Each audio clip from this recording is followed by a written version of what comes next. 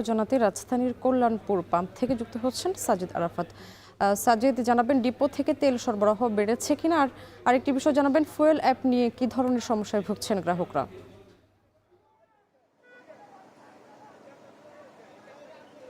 দুটি বিষয়ের কথা উল্লেখ করেছেন আপনি। একটি বিষয় সরকারি সিদ্ধান্তে ডিপো থেকে যে পাম্পগুলোতে তেল সরবরাহ বাড়তি দেওয়ার যে সিদ্ধান্ত, সেই সিদ্ধান্ত অনুযায়ী আমরা আজকে দেখেছি বেশ কয়েকটি পাম্পে সেই বাড়তি তেল দেয়া হচ্ছে। তবে পাম্প কর্তৃপক্ষের সাথেও আমরা কথা বলেছি, তারা যেটি বলছেন যে এটি পর্যাপ্ত নয়, আরও কিছুটা বাড়িয়ে দিলে হয়তোবা যে চাহিদা, গ্রাহক চাহিদা বেড়েছে, যেভাবে লাইন বেড়েছে সেটি আসলে ঠেকানো সম্ভব ছিল বা কমানো সম্ভব ছিল, এটি বলছেন। আমরা যে পাম্পটিতে রয়েছি এটি খালেক ফিলিং স্টেশন। এখানকার যারা কর্তৃপক্ষ রয়েছে তারা যেটি বলছে যে আজকে অকটেন তারা পেয়েছে 3,500 লিটার বেশি পেয়েছে আগের তুলনায়। অর্থাৎ এর আগেও আমরা আসাদ গেটের কয়েকটি পাম্পে ঘুরেছি, তারাও বলছিল যে 4,000 টন কিংবা 4,500 টন বেশি পেয়েছে গত দিনের তুলনায়। তবে এটি আরও বাড়ানোর পক্ষেই তারা মত দিয়েছেন। এবং আরেকটি বলছিলেন যে ফুয়েল অ্যাপ বা ফুয়েল পাস, এই ফুয়েল পাস সিস্টেমে কিন্তু শুধুমাত্র মোটরসাইকেলগুলোই ফুয়েল পাস ব্যবহার করে তেল নিতে পারছেন।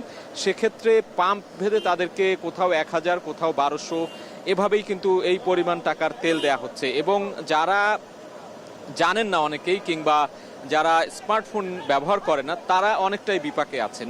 অনেকে আমরা দেখেছি সকাল থেকে বিভিন্ন পাম্পে স্মার্টফোন ব্যবহার করে না, তারা এটি নিয়ে এসে এখানে অনেকেই একেবারে খালি হাতে ফিরে গিয়েছেন বলা চলে, এরকম উদাহরণ আমরা দেখেছি। এছাড়াও যাদের রেজিস্ট্রেশন ঢাকার বাইরের যে বিভিন্ন জেলা থেকে করা বা অ্যাপের নিবন্ধনভুক্ত হয়নি এমন যেই জেলাগুলো রয়েছে, তাদেরকেও কিন্তু বিপাকে পড়তে হচ্ছে। তারা 1,200 টাকার জায়গায় 500 টাকার তেল পাচ্ছেন বিভিন্ন জায়গায়। তবে তারা বলছেন যে এই অ্যাপের নিবন্ধনের যে প্রক্রিয়া, সেই প্রক্রিয়া যাতে সারা দেশের সব জেলা যাতে নিবন্ধনের আওতাভুক্ত হয় সেটি তারা বলছেন। এবং টেকনিক্যাল বিভিন্ন সমস্যাও আমরা দেখেছি যে দীর্ঘক্ষণ এই অ্যাপটি লগ ইন করার পর যখনই তেল নিতে যাচ্ছেন, স্ক্যান করতে যাচ্ছেন মোবাইলে, তখন অনেকেরই লগ আউট হয়ে যাচ্ছে, পরে আবার তাকে লগ ইন করতে হচ্ছে, ফলে একটু বাড়তি সময় তাকে সেই সময়টি নিতে হচ্ছে। এমন অবস্থায় কিন্তু আসলে চলছে। এমন অবস্থায় আসলে এই যে সংকট কিংবা সরবরাহ কবে সংকট কাটবে, সরবরাহ কবে বাড়বে, এই গ্রাহকদের ভোগান্তি কবে কমবে, সেটি আসলে বলা মুশকিল।